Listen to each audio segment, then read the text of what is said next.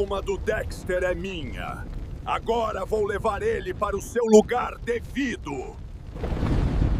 O que faremos aqui é, em parte, um relatório teológico e, em parte, uma autópsia forense. Hoje, vamos mergulhar fundo na alma de um dos assassinos mais famosos da ficção para responder a uma pergunta que sempre ficou no ar, mas por uma ótica totalmente nova. Essa é a questão central sobre o Dexter Morgan, não é? Ele vivia seguindo um código, uma ética toda distorcida, mas, no grande esquema da justiça divina, como isso se sustenta? Para descobrir, vamos usar um guia muito específico. Certo. Vamos entender isso aqui. Para Dante Alighieri, a regra é bem clara. Usar a razão, o dom mais nobre da humanidade, para fazer o mal é muito, mas muito pior do que simplesmente perder o controle num acesso de raiva. É bom guardar bem essa regra porque ela é a chave para todo o nosso veredito. Então, vamos começar a análise formal. Pense nisso como uma simulação intelectual baseada em tudo que a gente viu o Dexter fazer, partindo do princípio que ele morreu sem nenhum arrependimento de verdade. A gente está aqui para analisar as evidências da alma dele. A primeira defesa que o Dexter sempre usou, culpar o passageiro sombrio, aquela suposta compulsão. Mas as evidências são inegáveis. Os crimes dele não eram explosões de raiva, eram projetos meticulosamente planejados. Isso não é paixão, é malícia. E isso já o coloca direto no inferno inferior, o lugar onde a razão serve ao mal. Para encontrar o verdadeiro lugar do Dexter, a gente precisa descer passando pelos círculos que até parecem se encaixar, mas que no fundo não capturam a totalidade da corrupção dele. Ele é um caso bem complexo. O sétimo círculo, o dos violentos, parece um bom começo. Um rio de sangue fervente para um assassino em série. Mas vamos comparar os métodos. Tiranos como Átila Uno eram pura fúria, violência aberta. A violência do Dexter era outra coisa. Fria, calculada, cirúrgica. E o mais importante, ela era só uma ferramenta para um pecado ainda mais profundo. Então descemos mais um pouco. Oitavo círculo, o da fraude. E aqui a coisa começa a fazer mais sentido. Dexter usou o crachá da polícia de Miami não para servir a justiça, mas para pervertê-la. Ele roubava provas, sabotava investigações inteiras, falsificava laudos. Ele transformou a lei no seu playground particular. Isso é fraude da forma mais pura que existe.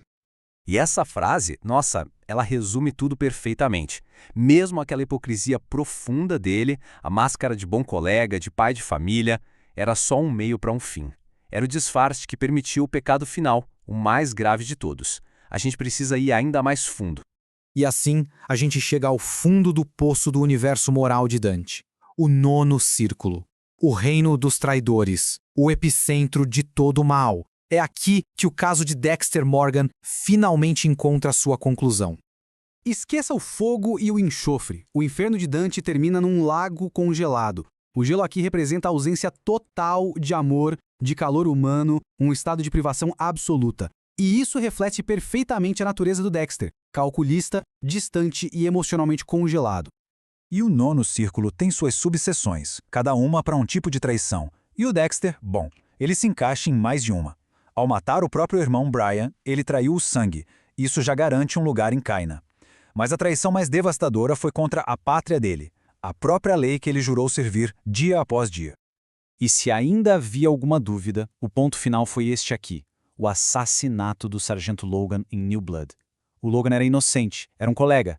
Dexter não o matou por causa do código, mas por pura e simples autopreservação.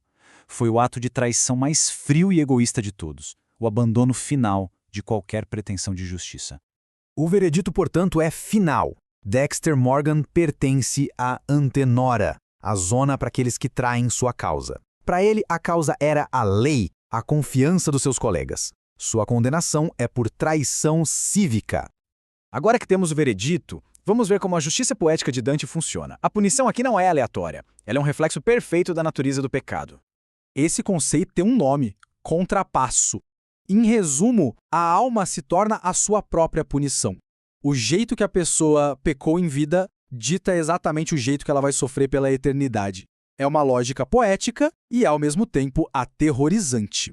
Então, como seria o contrapasso do Dexter? Bem, seria uma inversão perfeita e cruel de tudo o que ele foi. Cada aspecto da identidade que ele construiu na Terra vai ser despido e transformado num instrumento da sua própria tortura eterna.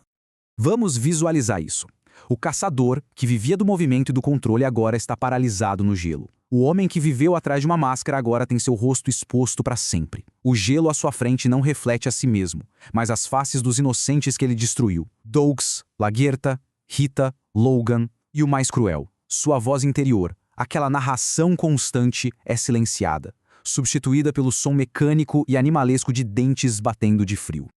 No fim das contas, a conclusão da análise é clara. O pecado que definiu o Dexter não foi a violência. A violência era apenas um método. O pecado foi a traição fria e calculada da confiança depositada nele, o que o tornou um câncer dentro do próprio sistema que ele fingia proteger.